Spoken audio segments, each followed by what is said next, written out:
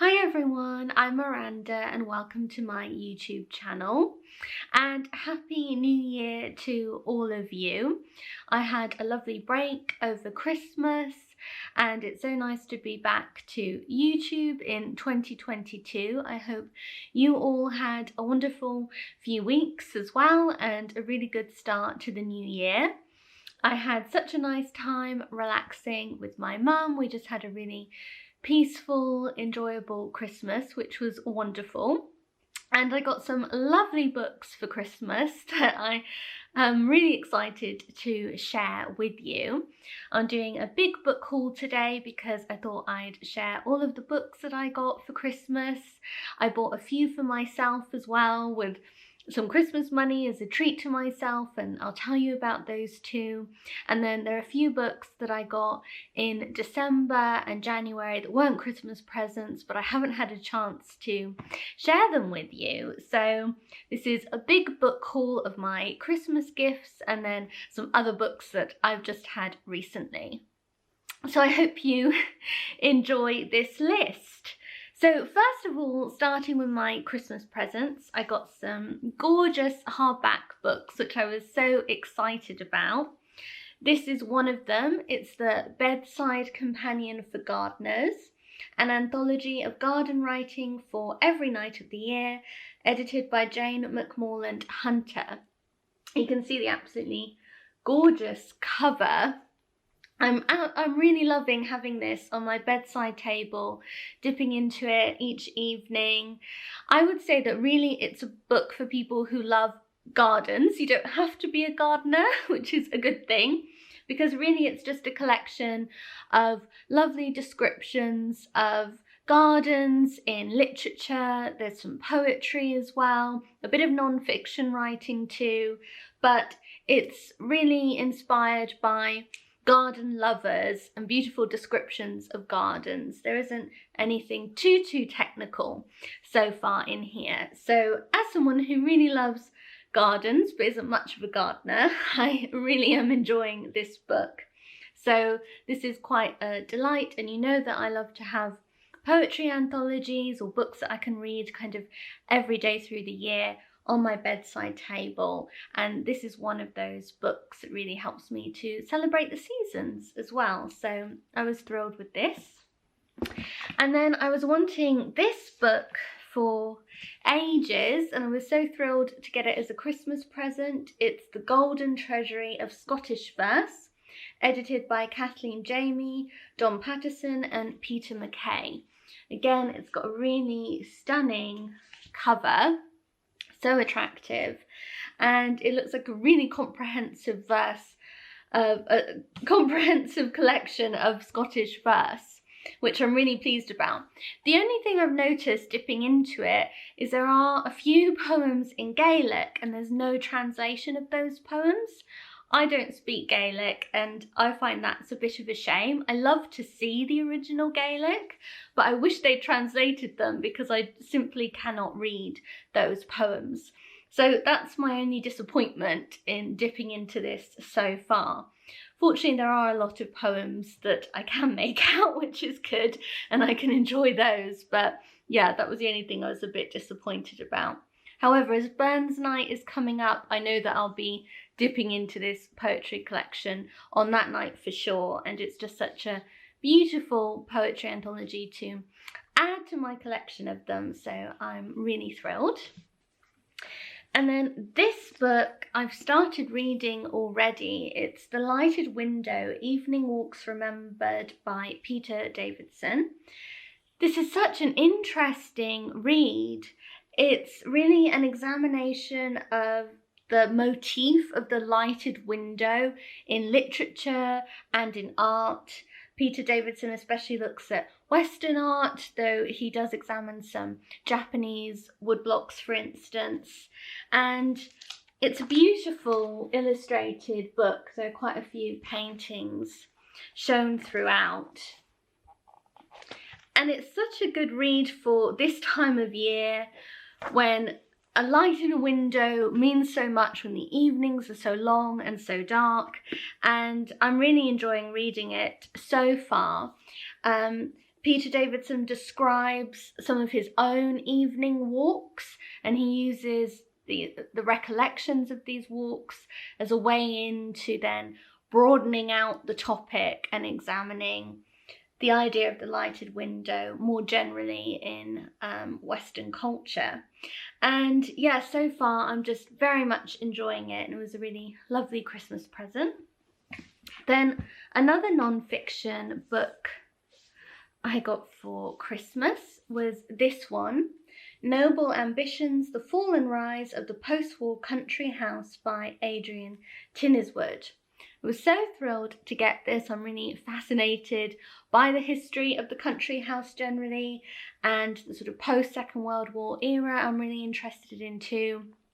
And this book covers that and looks like it will be a very interesting read about a time in Britain's history where just so much change was going on, so much social change, and I think this will be fascinating, so I can't wait to dip into this one. And then I got this beautiful book. It's quite a heavy one. Get it up. Here we go.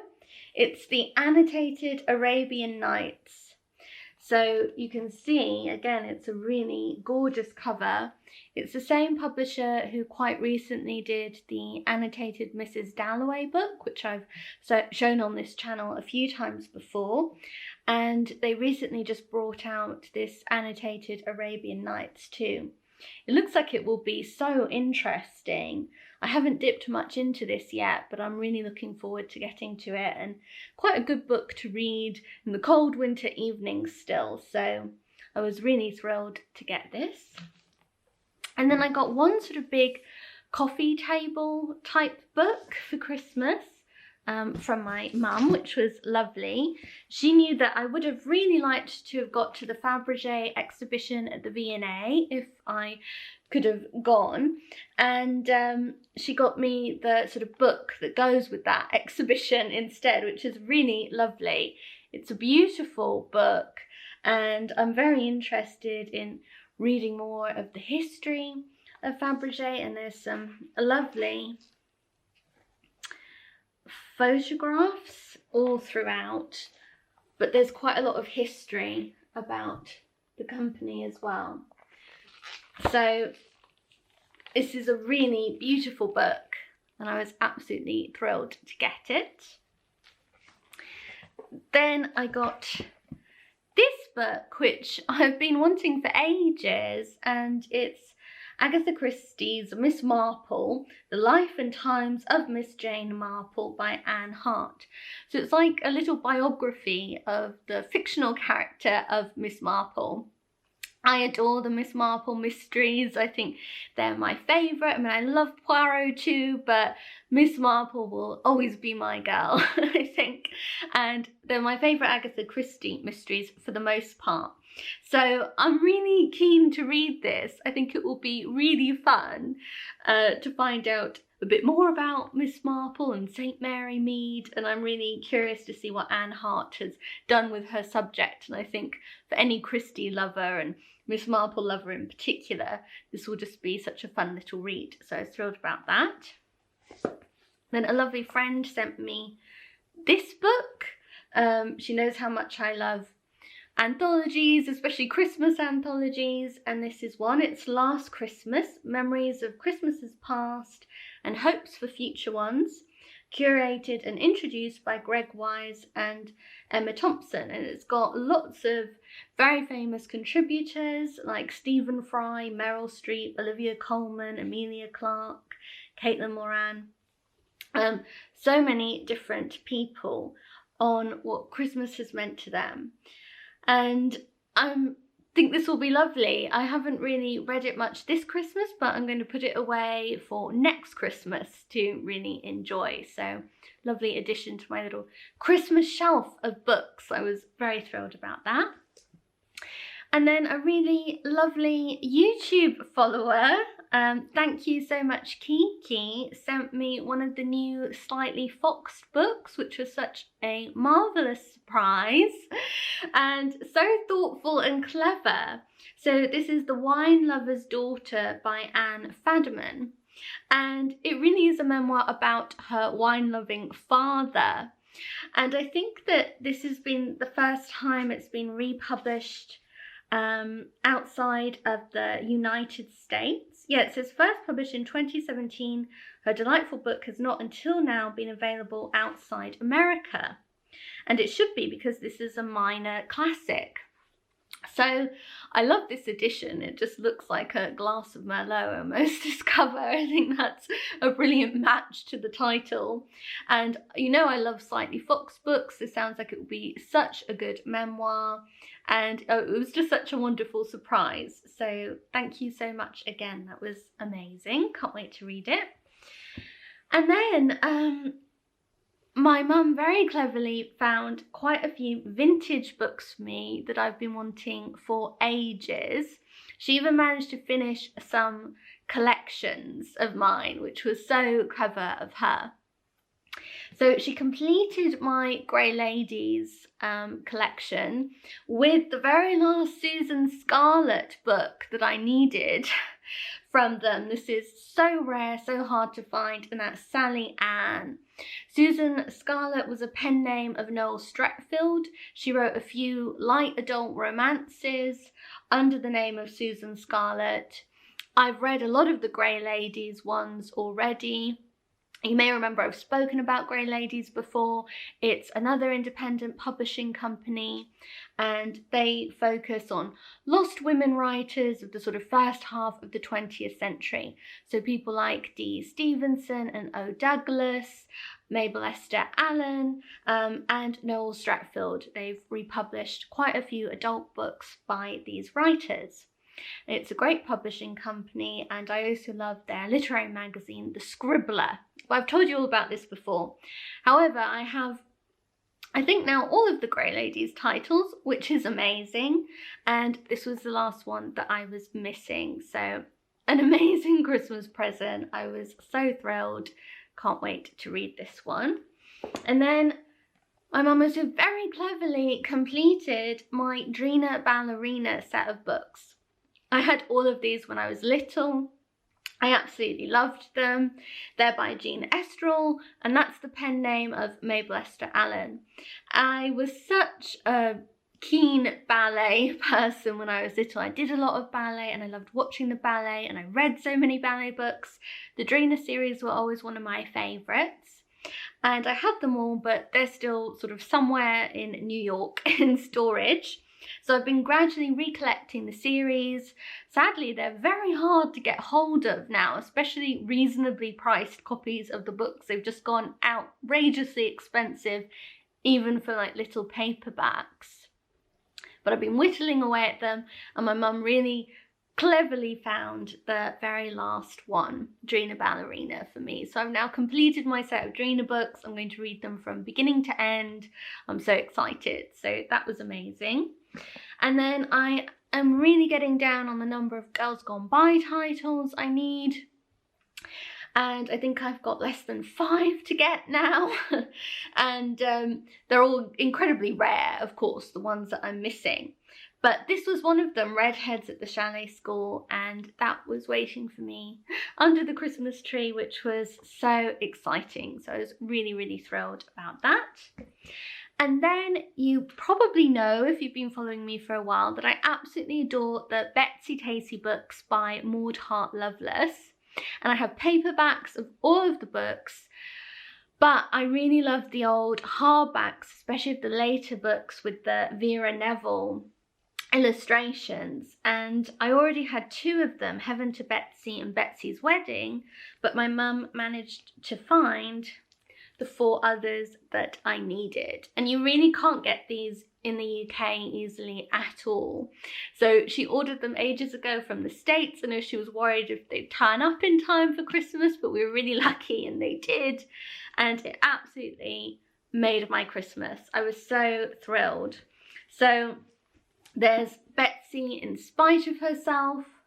You can see it's a bit of a reflective dust wrapper, but I was so thrilled to get this one. It's in really nice shape. Then there's Betsy Was a Junior, Betsy and Joe, and Betsy and the Great World.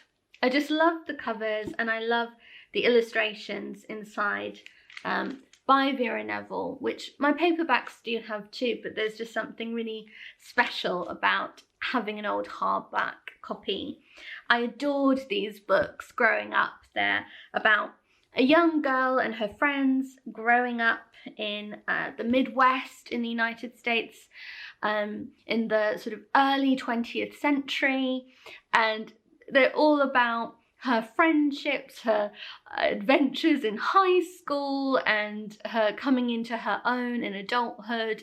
Betsy Ray is the main character. She very much wants to be a writer when she grows up, and the series shows her from being a very young girl progressing all the way through high school into adulthood and the sort of first year of her marriage. And they're just very special, very sweet stories. So absolutely thrilled to add these ones to my collection. And then I treated myself to a couple of books for Christmas with some Christmas money. I got this gorgeous edition of The Farm on the Hill by Alison Uttley.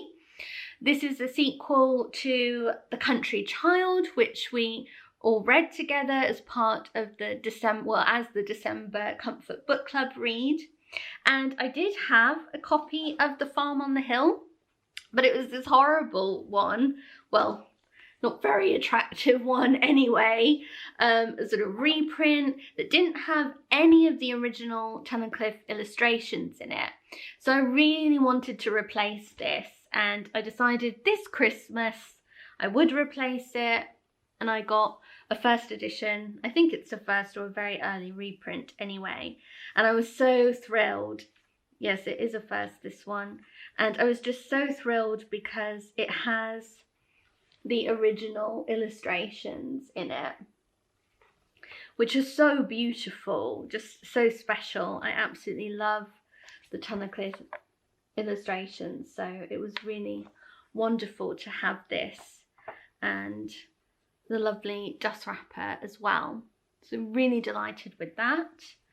And then I got a first edition of A Year in the Country, which is one of my favourite titles of her. It's a really lovely collection of essays that describe all the different seasons throughout the year. And Alison Uttley is such a wonderful nature writer.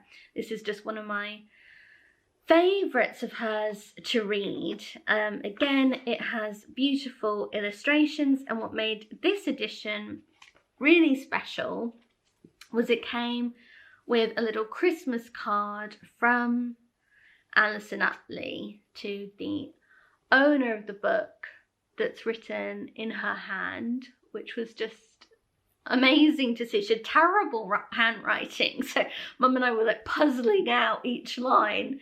And then these wonderful Christmas cards that feature illustrations by C.F. Tunnicliffe. There's one here and one here. And these were typed, but they were from Alison Uttley as well, which was just so special to get a copy of one of my favourite books by her with these precious little Christmas cards inside. And there's also a little note from her that's been pasted down inside the book, and that is signed by her there. So I was absolutely thrilled to get this. It's in wonderful shape too. And yeah, this is such a favourite book of mine that I was over the moon to get such a special copy of it. And it really felt like a bit of an Alison Uttley Christmas for me, which was wonderful. And so those are the books that I got for Christmas. I think you can agree I was very lucky. I feel so grateful. I got such amazing books, and it's been such a treat looking at all of them over the past few weeks. But I also wanted to just share with you some of the other books that I've got. Some of them I got in December, some I picked up for myself in January so far, and I wanted to share them with you too because I haven't had a chance to so far. Okay, so I've rearranged my piles. And the first book I'll show you is this one, The Armourer's House by Rosemary Sutcliffe. You'll remember I've spoken to you about the independent publishing company Mandalay Press before. They launched their first title in November, which was Edinburgh by Robert Louis Stevenson. And they very kindly sent me that title, but then I bought their second title, which is a children's book by Rosemary Sutcliffe. I love that this publishing company really focuses on books that are about place and that evoke a strong sense of place. This book is set in 16th century London. I love Rosemary Sutcliffe's writing. I think she was an amazing children's writer, and I haven't read her book since I was a child though, and it's been really fun discovering her work. I reread this one in January and I didn't remember it. I think I had read it when I was young, but I really couldn't remember it. So it was wonderful to sort of rediscover her again, and this book in particular. It's about a young girl called Tamsin who goes from Devon to London to live with her uncle and her cousins. She settles into sort of daily family life there and discovers the joys of living in London, which was in those days, of course, a much smaller, compact city behind city walls with gates going into it. And they would have picnics in Chelsea Fields, for instance. And Rosemary Sutcliffe just does an amazing job at bringing to life 16th century London. And this was a very charming story. There's also quite a lot in a way about the changing seasons and the countryside that comes into the book too, which of course I love. They celebrate May Day by going and gathering May blossom and then decorating the front of the house with it. There's Morris dancing on May Day. At midsummer, Tamsin goes and watches her uncle practicing archery beyond Temple Bar, and they discover a special house and garden. There are Halloween stories told on, well, sort of creepy stories told on the night of Halloween. And then the book ends with a lovely snowy Christmas in London and a very special visitor who makes Tamsin's most heartfelt desire come true. So very sweet story, and I really love the sort of original artwork that was commissioned by Mandalay Press for this book, and it's introduced by Lara Makelem, who is the author of Mudlarking, and she did a great little introduction to this too. So really enjoyed this one. I was so pleased to get it. I was sent a couple of books before Christmas that I didn't get a chance to share with you. The first one was this one, A Pin to See the Peep Show by F. Tennyson Jesse. British Library publishers very kindly sent this to me. It's part of the British Library Women Writers series, which I've been really enjoying. And I'm sure I'll be reading this soon. I'll tell you all about it then. I'm just excited to get the latest title in this series. And then Virago very kindly sent me this children's book, The Amazing Mr. Blunden by Antonia Barber. I can't remember if I've ever read this, and I'm really looking forward to reading it soon. It sounds like a fun, mysterious sort of adventure story with an old house at the heart of this as well, and I'm really looking forward to getting to it. Then I got myself this book. I told you already about The Lighted Window, and I was so intrigued and enjoying that one so much I wanted to get one of Peter Davidson's other books, which is this one, The Last of the Light, about twilight. And it says, The Last of the Light is a meditation on twilight in the Western arts and imagination, in thought, painting and literature. It takes us across the threshold of day into dusk, an uncertain world haunted by romantic poets and painters and the twilight lives of minority and overshadowed communities. The melancholy of smoky English autumn evenings is balanced by the midnight sun of summers in northern latitudes. The darkly oppressive heat of August in mid-20th century Spain is sent against the spectral grandeur of winter in London. Just sounds really interesting to me, and again, the perfect time of year to read this, so I'm hoping to dip into this fairly soon as well. Then I got this book, which is the first volume of the Pilgrimage Quartet by Dorothy Richardson. I'm intrigued to read this. There is actually a read-along of this series of books. It's really one novel, but told across, I think, about 13 books, and Virago have put them together in a collection of 4 volumes. I've got the first volume, and this read-along is taking place all through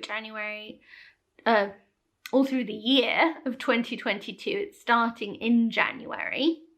I'll put a link to the website about this if anyone else is interested in this read-along. I am very intrigued to read Pilgrimage. It's said to be like the most neglected women's novel of the 20th century, and that it really should be read because Dorothy Richardson was a real precursor and influence on people like Virginia Woolf and the style of stream of consciousness writing. She was really one of the very, very first to use that style. So I am intrigued to read this, and I have to try and pick this up soon actually if I'm going to keep up with the read along. I don't know if I will, or if I'll just read at my own pace, but I certainly am tempted to start with this first volume and see if I like it or not, and what I think, and if I want to read the other 3. So like I said, more information about this I'll put in the description box if you want to find out more too, because I'm definitely intrigued. So I've got the first one and I have to start reading that soon. Then this book came out at the start of January, I think around January 6th or something like that. I can't remember how I knew about it, but I think I read about it somewhere and thought it sounded great, pre-ordered it, and it arrived. I've started it already and I'm really enjoying it. This is a children's book. You know that I love school stories, from vintage ones to sort of vintage inspired ones like the Murder Most Unlady like books. And this is a very welcome addition to the boarding school genre. It's called Jummy at the River School by Sabine Adeyinka, and it's about a boarding school in Nigeria. A young girl who goes there, and I'm just at the beginning of the book, but already it's so much fun. It's about her first term in boarding school, her expectations for it, the friendships she starts to make, and I'm really looking forward to finishing this one, hopefully very soon. There are midnight feasts and all of those sort of familiar tropes of boarding school, but there's this amazing setting of it being in Nigeria, and there's just so much detail and a lot of fun in this book that I'm really enjoying it so far. So hope to finish that one very soon.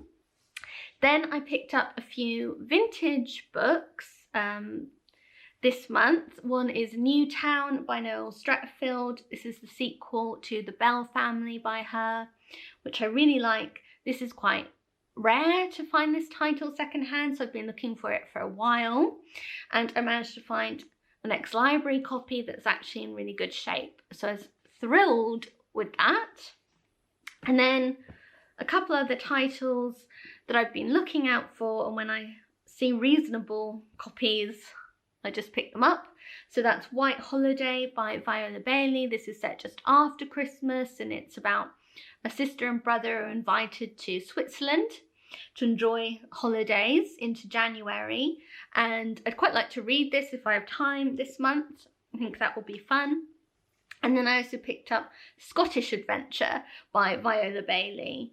I read these when I was younger and I don't remember them very well, so I'm looking forward to trying her again, seeing how they strike me as an adult.